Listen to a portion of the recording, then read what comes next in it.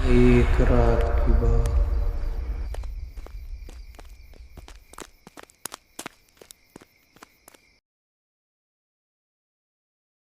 ये कहानी लिफ्ट का आखिरी सफर के उस खौफनाक अनुभव पर आधारित है जहां बंद दरवाजों के पीछे सन्नाटा भी चीखने लगता है। लिफ्ट का आखिरी सफर रात के 2 बज रहे थे। मुंबई की उस 40 मंजिला कॉर्पोरेट बिल्डिंग में सन्नाटा इतना गहरा था कि घड़ी की टिक टिक भी हथौड़े की तरह सुनाई दे रही थी।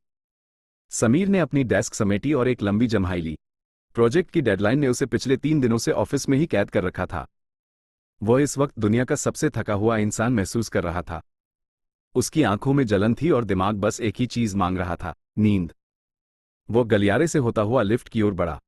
पूरी मंजिल की लाइटें सेंसर वाली थीं, जो उसके आगे बढ़ने पर जलती और पीछे गुजर जाने पर बुझ जाती। ऐसा लग रहा था जैसे अंधेरा उसका पीछा कर रहा हो। उसने डाउन बटन दबाया। एक हल्की सी डिंग की आवाज के साथ 4 नंबर की लिफ्ट खुली। समीर अंदर दाखिल हुआ और जी ग्राउंड फ्लोर बटन दबा दिया।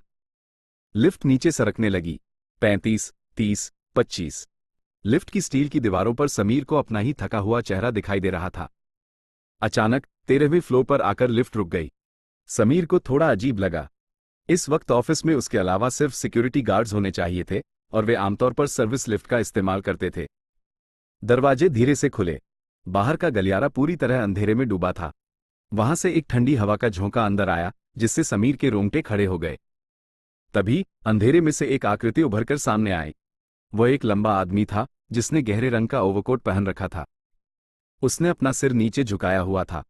वह बिना कोई आवाज किए अंदर आया और कोने में खड़ा हो गया। समीर ने शिष्टाचार के नाते थोड़ा मुस्कुराने की कोशिश की, लेकिन उस आदमी ने कोई प्रतिक्रिया नहीं दी।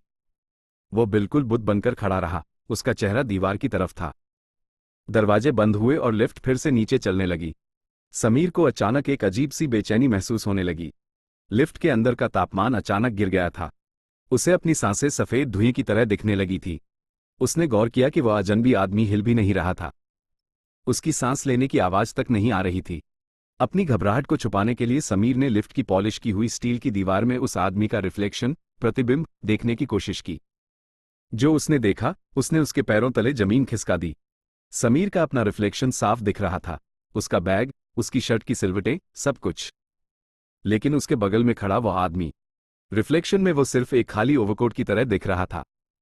जहां उसका चेहरा होना चाहिए था, वहां सिर्फ एक काला शून्य था। कोई नाक नहीं, कोई आंखें नहीं, कोई त्वचा नहीं, सिर्फ खालीपन। समीर का दिल जोर जोर से धड़कने लगा। उसने जल्दी जल्दी जी बटन को बार बार दबाना शुरू किया। प्लीज रुकना मत, प्लीज, वो बुदबुदाया। तभी एक जोरदार झटके के साथ लिफ्ट रुक गई। लाइटें तेजी से टिमटिमाईं और फिर पूरी तरह बुझ गईं। चारों तरफ घना, दम घूंटने वाला अंधेरा छा गया। लगता है पावर कट हो गया है, समीर ने कांपती आवाज में कहा। उसे कोई जवाब नहीं मिला। सन्नाटा इतना गहरा था कि वह अपनी ही धड़कन सुन सकता था। उसने अपने कांपते हाथों से जेब से मोबाइल निकाला और टॉर्च जलाई। मोबाइल की रोशनी उस छोटे से डिब्बे में नाचने लगी।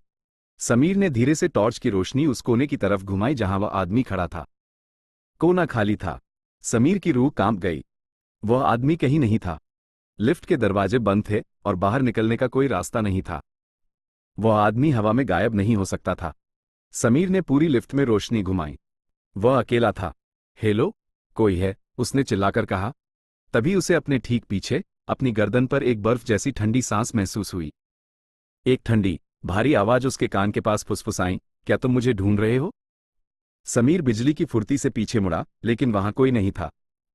तभी उसकी नजर लिफ्ट की छत पर पड़ी। मोबाइल की रोशनी में उसने देखा कि वह आकृति लिफ्ट की छत से चिपकी हुई थी, मकड़ी की तरह। उसका चेहरा अब साफ दिख रहा था, या यूं कहें कि चेहरा था ही नहीं। वहां सिर्फ सफेद झिल्ली जैसी खाल थी और 2 गहरे काले गड्ढे, जो आंखों की जगह थे। वह आकृति बिना किसी सहारे के ऊपर से उसे देख रही थी। इससे पहले कि समीर कुछ कर पाता, उस आकृति ने अपना हाथ नीचे किया। उसकी उंगलियां असामान्य रूप से लंबी और नुकीली थी। समीर पीछे हटा और दीवार से सट गया। वो इमरजेंसी अलार्म का बटन ढूंढने लगा, लेकिन उसका हाथ किसी गीली और ठंडी चीज पर पड़ा। उसने रोशनी वहां डाली। दीवार से खून रिस रहा था और उस पर लिखा था, 13वां फ्लोर कभी खत्म नहीं होता। अचानक लिफ्ट की लाइटें वापस आ गईं, लेकिन वे अब लाल रंग की थी। लिफ्ट का डिस्प्ले तेजी से नंबर बदलने लगा। 1, 0, -1, -5, -50। वो पागलों की तरह नीचे जा रही थी। समीर फर्श पर गिर गया। उसने देखा कि वह अजनबी अब फिर से उसके सामने खड़ा था, लेकिन इस बार वह अकेला नहीं था। लिफ्ट की हर दीवार से वैसी ही काली आकृतियां बाहर निकल रही थी। वे सब उसकी ओर बढ़ रही थी। उसने अपनी आंखें कसकर बंद कर ली और जोर से चिल्लाया। एक पल के लिए सब कुछ शांत हो गया। डिंग! लिफ्ट के दरवाजे खुले। बाहर सुबह की ताजी रोशनी थी। बिल्डिंग का मेन रिसेप्शन दिख रहा था। सिक्योरिटी गार्ड अपनी ड्यूटी पर तैनात था। समीर पसीने से तरबतर लिफ्ट के फर्श पर पड़ा था। गार्ड भागकर उसके पास आया। सर, आप ठीक तो हैं? आप पूरी रात इस लिफ्ट में फंसे रहे। इसका मेंटेनेंस चल रहा था और ये 13वें फ्लोर पर अटक गई थी। समीर ने राहत की सांस ली।